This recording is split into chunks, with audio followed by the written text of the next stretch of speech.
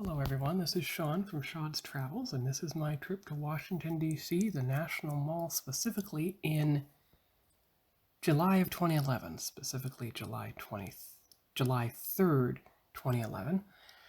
It wasn't until 2013, as you saw from an earlier video, that I thought to actually attend the Capitol on a July 4th. This was the day beforehand, and I got the U.S. Army setting up their guns for the big salute, I guess.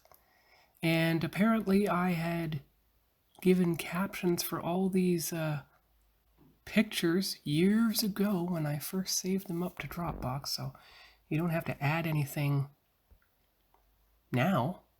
And I got a lot of good pictures from the US Capitol. I mean, I guess I had a flip phone in 2010, but I didn't get many good pictures. April of 2011, my digital camera ran out of room, and whatever pictures I'd taken with my Galaxy 1, well, when that phone was broken, Dropbox was in its infancy in 2011, so I didn't get it saved.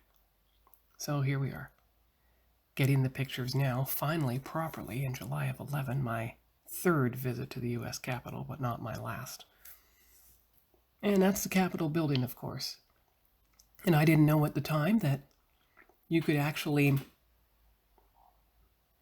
take a tour of the Capitol. Didn't discover that until 2013, but those pictures were taken with a very blurry smartphone. I didn't get proper pictures. Flip phone. I didn't get proper pictures of that until, 2013? But in 2010, interesting story, I was actually able to sit on the steps of the U.S. Capitol that faced the National Mall itself, facing the same direction you can see from this picture, going towards the Washington Monument. And of course, I called that the CNN view because at the time I watched CNN and saw that view of the Capitol through the treetops. So you're going to have quite a big, good choice of thumbnail for this video. There's the Canadian Embassy. Don't know if they'd have those Canadian flags or have the embassy open even now. And there's the plaque for it with the Canada's coat of arms, of course. Now, what is that? It's hard to tell from that picture. Hopefully you can read it. This, I believe, is something that says Grand Army of the Republic. I took it because it reminded me of the Army from Episode 2. J. Edgar Hoover FBI Building, that's what that one is. See, there's a few pictures in here that don't have the captions. There's a better view of it.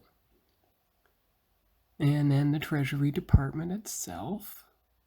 There you go, with the fence behind it. So I'm beginning to walk along Pennsylvania Avenue towards the White House. See, I approached the Capitol Mall from where I parked and went right up that way. So then I went back to the White House.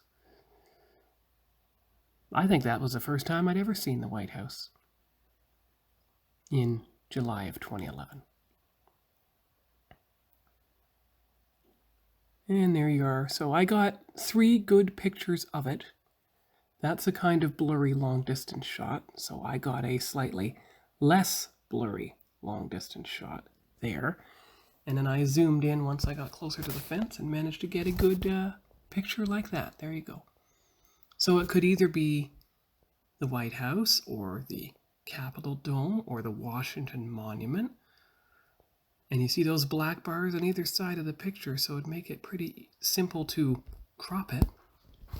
I don't know if that's Blair House or not, where the president stays night before the inauguration or not, but there's almost like a Liberty statue or something. I don't know if that's the same one on the top of the Capitol Dome or not. And as you see, it's getting dark now, so Monument, Washington, that's when the red light wasn't blinking. Some distance shots of the White House south side at night. You can just see the fountain in front of it. And what is the next picture?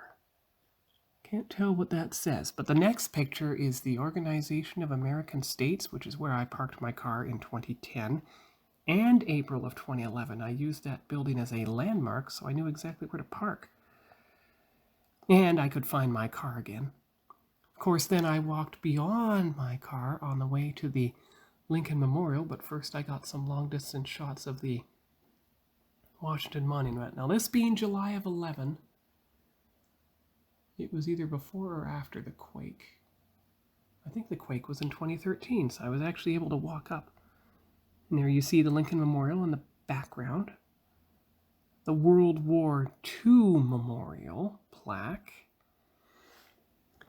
And then you get the Lincoln Memorial at night, which I think might make a good thumbnail. You can crop it right to the memorial itself and not lose any detail in the picture. So I think that will be the monument. And there's Lincoln seated with a huge crowd in the background. In the foreground, I mean. There's a close-up of Lincoln himself. Don't worry, there's going to be a better picture in a couple slides. There's his speech, I think. I don't know if that's the 7 years ago speech or some other one. There's the better picture of Lincoln. Well, from the other side, but wait for it. There you go. There's the best shot I could get of Lincoln in his chair. So he's wearing some kind of heavy coat that's there. Korean War Memorial, what I call the Stone Soldier Garden. Of course, I also used my phone spotlight or flash to get a good picture of them in the garden itself. That's what I first saw in July of 2010. And then I made my way back to the Washington Monument because I wanted to get some close-up pictures. Didn't know at that time that you have to get there before 4 p.m. to take the elevator up to the top. But I took some pictures from the bottom anyway. You can see where the stone changes a third of the way up.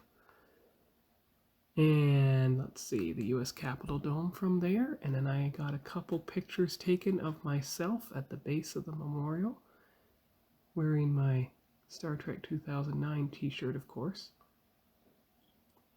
And look at the lights going up. Now, they weren't there in the last picture. And the U.S. Capitol Dome again from the flags that ring the memorial. So that is the end of the video for this week. National Mall, July 2011. So we'll see you next time. Bye-bye.